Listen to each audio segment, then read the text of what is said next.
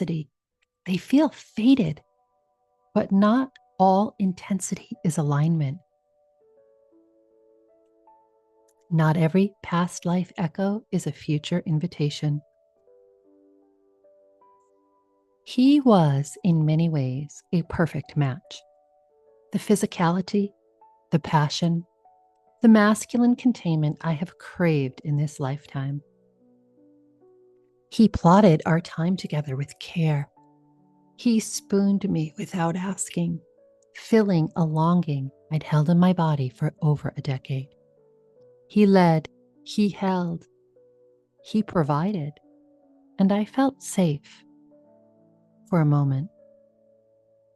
And I also felt silenced. Not in words, but in energy. In the unspoken assumption that it was his way, and that was the way. That my wildness, my questions, my need for emotional depth were excesses and not essentials.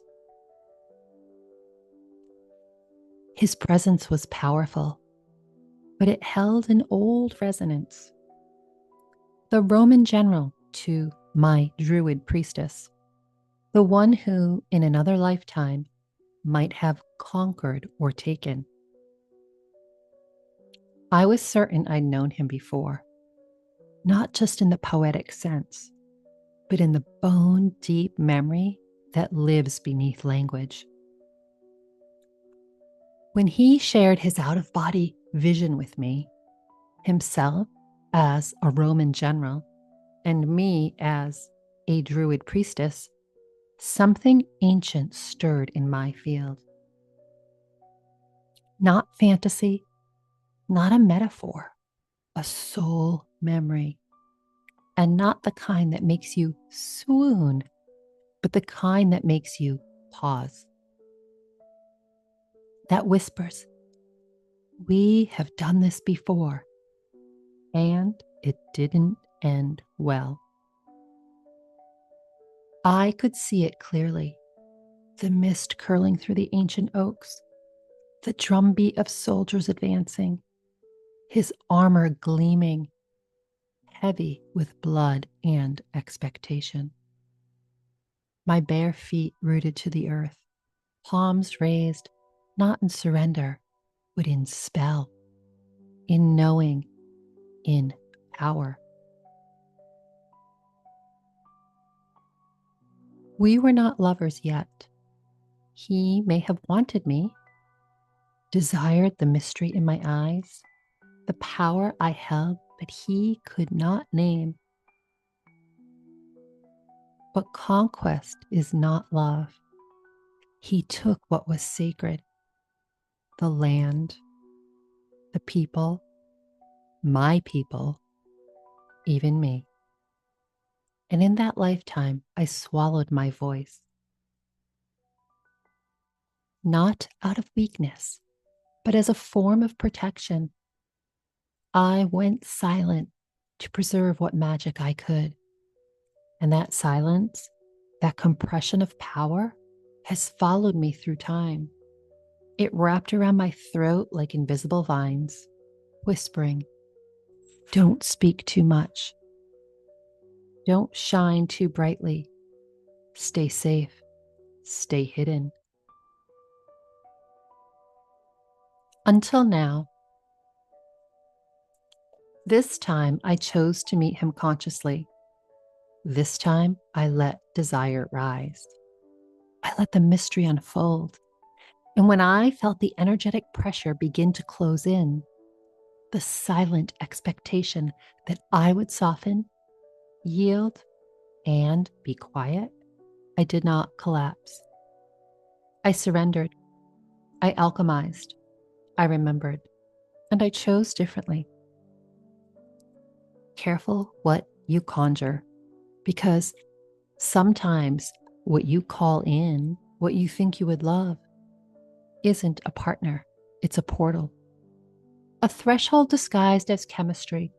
A test wrapped in tenderness. Sometimes what you conjured up isn't your destiny.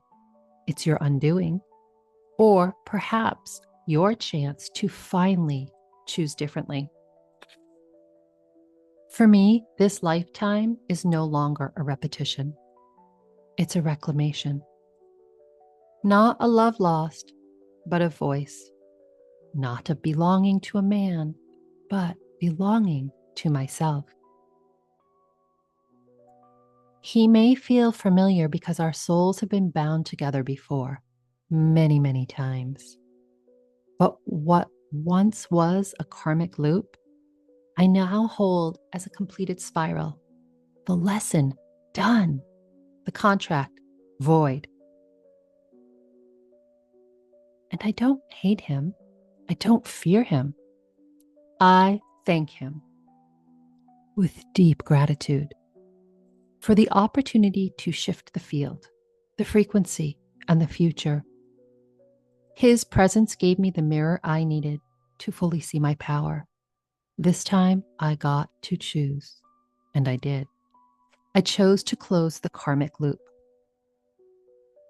His masculine energy was deeply old earth. And though it was familiar and parts of me responded, I am not here to repeat history. I am here to build what's next, to consciously evolve, to help usher in new earth, not just for myself, but for the collective field, for my family, to Kreatrix a more beautiful world.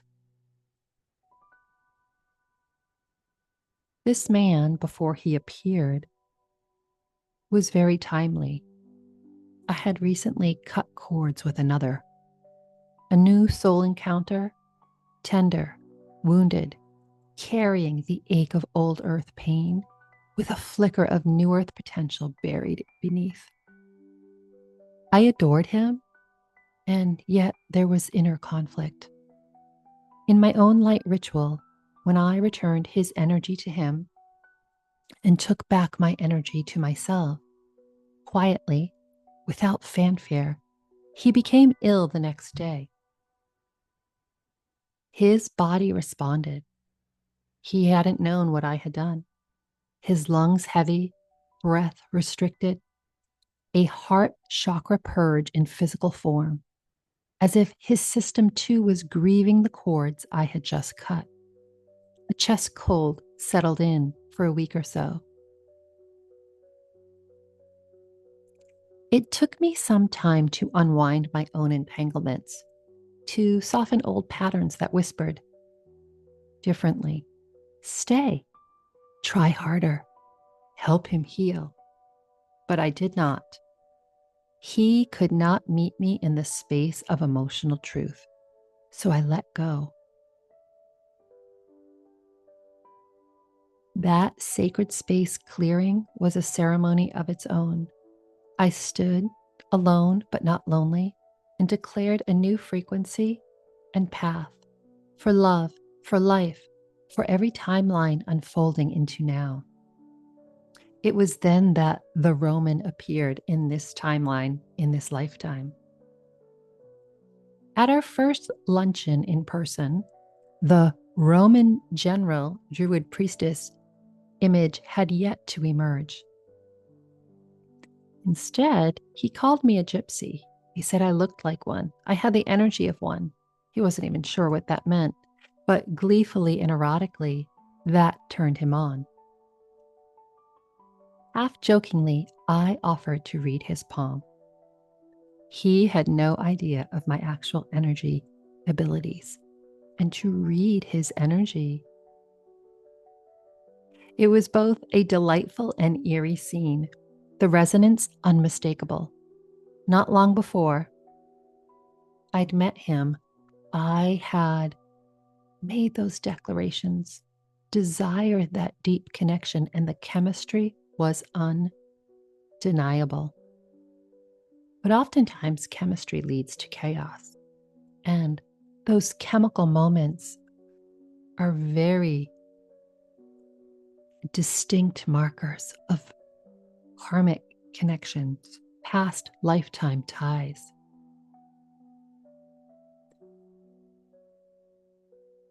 A few days after that meeting, I found myself standing in the Holocaust Museum, alone.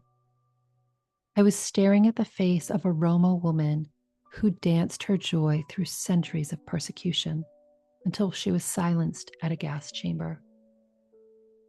When I saw her picture on the wall, I knew her. She had lived in me, that gypsy energy, the one the Romans saw. When he had shared his past life out of body vision with us, days after that, he, the Roman general, and I, the Druid priestess, it landed for me. He was not just fantasy, it was soul memory. I had flashes of another life too, the one with the gypsy. In this lifetime, he was not the general, he was the officer, the SS officer, and I, the Roma, a gypsy, and he gassed me. That was another thread. This one did not end in the forest. It picked up again centuries later, in another lifetime, in another role reversal, one where the echo of power and persecution returned in a darker form. I had chills of remembrance. When I was at that museum memorial, I walked through a car on display that had transported people to the mass murder sites. When I stepped through it and out the other side, I could not stop coughing. My body just took over. A visceral, somatic expression that I was not expecting. As it was getting louder, the people around me were noticing this reaction. I didn't quite understand it in that moment. I walked to the outskirts of the room and gulped excessive amounts of water to stop the gagging. On my visit to the Holocaust Museum, I wept many times. In my meanderings and reverence of that day, in the sacred space that witnessed the path and foretold the future. If we are not conscious and cognizant of what drives our choices, whether it's pain in this lifetime or unresolved karmic connections from the past, we do repeat the future, individually and collectively. For me, the connection of these body-soul memories were not just about the two of us. It was about centuries of silencing, of conquest disguised as love, of suppression wrapped in an embrace. He and I had met many times before, soul to soul, story to story. Thus, the curiosity, the comfort, the chemistry between us really came alive when we met. But this time, I chose to end the loop. I no longer seek chemistry, but rather deep resonance. This is the art of discernment. This is all about conscious choice and sovereignty. The qualifier I had added in ceremony when I cut cords with my other friend was him or better. And it was not an afterthought, it was the key. It gave me the freedom to speak in truth without gasping or grasping for air, to engage without attaching, to honor what was mirrored without needing it to last. And that clarity, the multiverse rearranged itself. Because this isn't just personal, it's cellular, it's ancestral, it's planetary. It's what happens when a woman remembers who she is across lifetimes and chooses wholeness over heat, power with presence, not power over another. This story is about choice and shifting the field and ending those karmic loops. Because here's what I now know. Our choice points don't just shape our love lives. They ripple into our leadership. They forge the frequency of our purpose. Our personal reckonings are leadership work. How we love, how we choose, how we speak our truth. This is how we build the frequency scaffolding of New Earth, not just for ourselves, but for all we encounter. And this encounter reminded me of my power to conjure what I desire. And he showed me through contrast what I no longer choose. All mixed in with the beauty of our encounters and our soul flashes of past times. Perhaps it's no coincidence that years ago, long before I had the language for any of this, I named my first son Maximus, my firstborn. Not for the glory and not for the battle, but because something deep in me remembered. Gladiator wasn't just a movie I watched again and again. It was an activation, a breadcrumb, a remembering of a soul contract I was born to break. It stirred something ancient inside of me, something encoded, as if my soul was nudging me to remember the man I once feared and choose a new legacy through one I would raise. Maximus. Strength, yes, but also heart. Honor. The ache to do it right, even when it costs everything. I see now naming my child was a vow to the future that had not yet unfolded. These soul memories of women I carried through my body, each of them, the Druid priestess, the Roma gypsy, their dances, their power, their silencing, and their refusal to bow.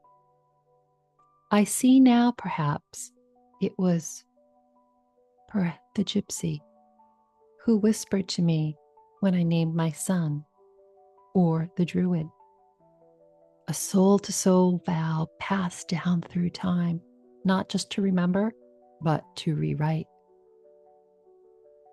May the next generation carry the light of strength without the shadow of conquest.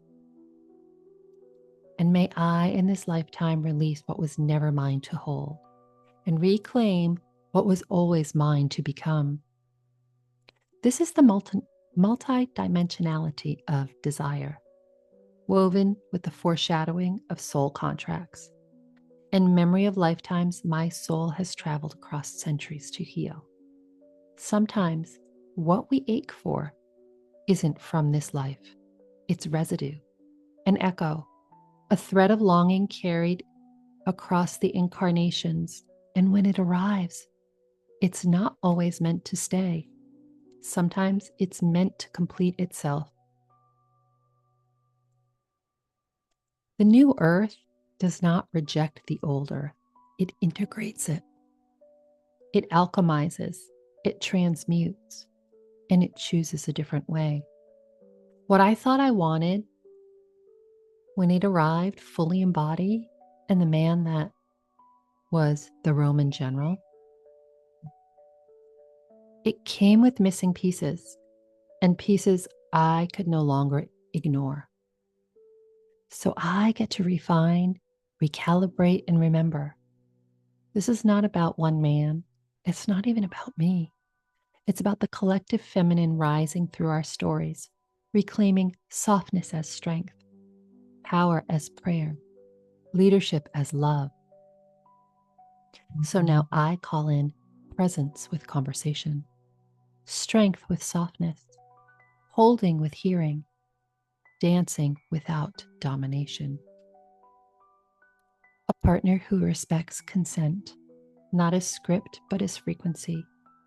A man who lives in curiosity, who doesn't need to dominate to feel powerful, whether that need is conscious or inherited.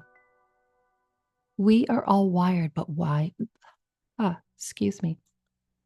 We are all wired by what came before us.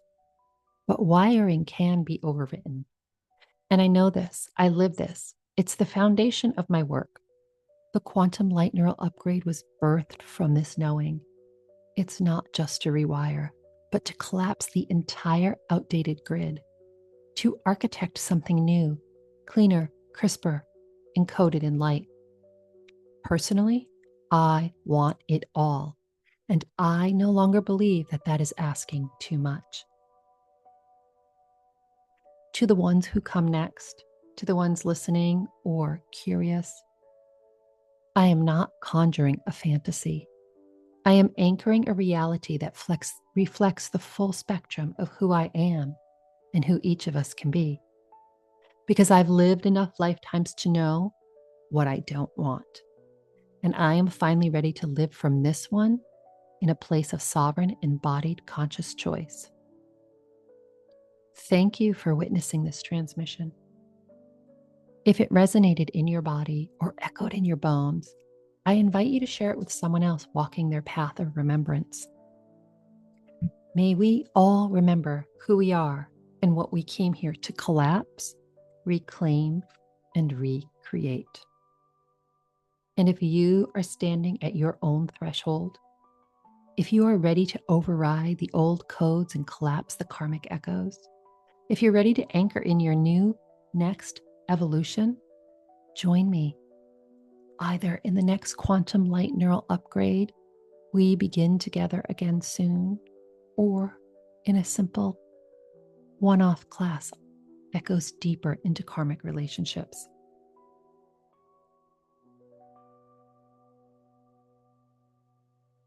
If you were also lit up by this story and are listening to the YouTube version, we are going to move into an activation about being the one in choice to transmit a frequency for you to listen to or repeat after me.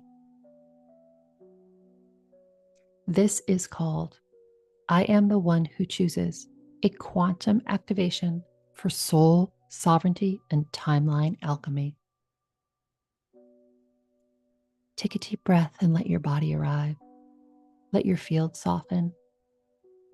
And remember that you are safe now, safe to open, safe to remember, safe to choose. Let these words wash over you not as concepts, but as codes.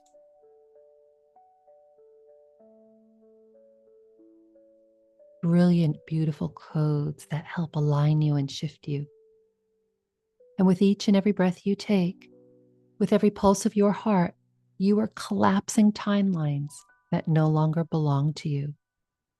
Feel that.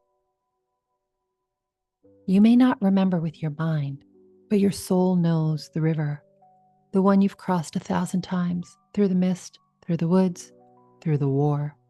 You may not recall the names or the faces, but your bones do.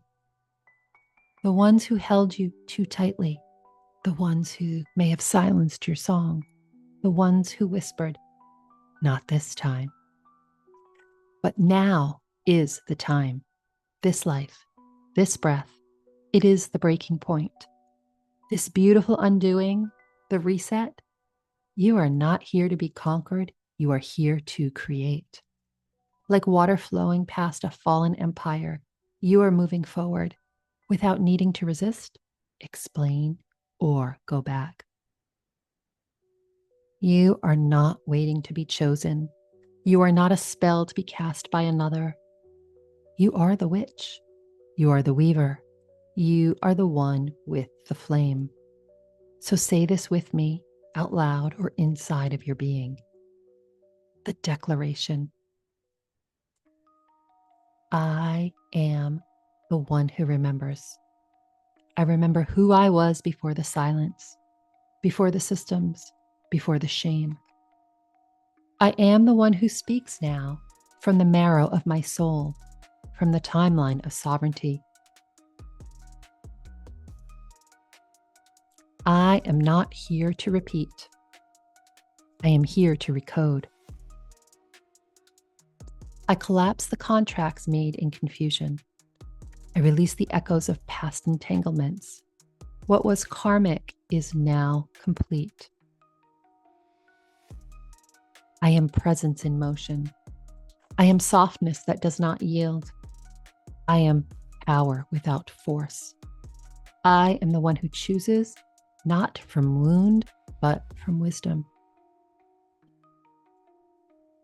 I choose love, but not at the cost of my voice. I choose passion, but not at the shape of old patterns. I choose connection that amplifies my clarity, not erases it.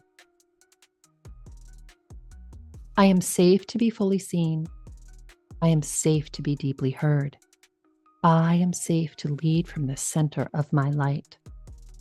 The threads of other lifetimes dissolve in grace, and from the fabric of now, I weave something new. I am not waiting to be chosen. I am the one who chooses.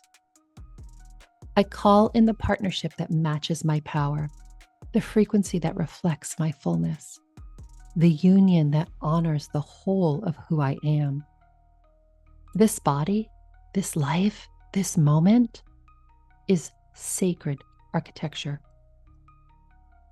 And I am its builder. I am its light. I am its voice. And I am the upgrade. Let it settle. Let the energy seal inside of you. Let this moment become a turning point. Let the old codes fall through the cracks like ash. And let the next version of you walk forward, wrapped in light. You have already conjured what you brought and thought you wanted. But you get to release that. I invite you to now call in what you truly are and what you truly desire. And if you're ready to override the wiring entirely, to collapse the timelines, dissolve the distortion, and install the architecture of your highest path, I invite you to join us in the next Quantum Light Neural Upgrade. We begin together. This time we build light. We heal our thoughts, our wounds, our heart, and our emotions. And we install a new operating system that allows us to choose what's rightfully ours, what's higher rising and more expanded. Now, take a moment before we close. Feel the resonance still humming in your cells. This wasn't just a recording. It was a ritual, a remembrance, a reclamation. You may feel softer now, or stronger, or both. You may feel the tears, the fire, the clarity. Whatever is rising inside of you, trust it. Whatever is leaving, bless it, thank it, and release it. The field has shifted. The contract has closed. The spiral has completed. And from this space, you rise anew. Your energy is vibrating higher just by listening to this and honoring yourself. So take one more deep breath.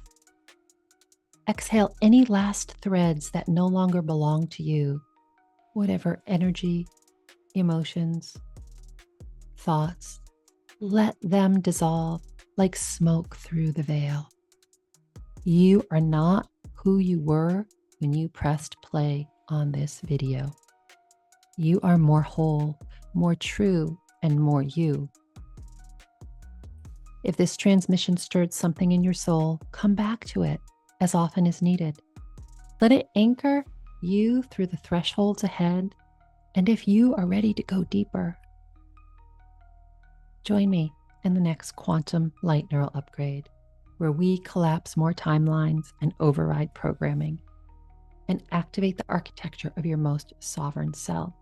Until then, be gentle, be bold, and remember, you are the light you've been waiting for.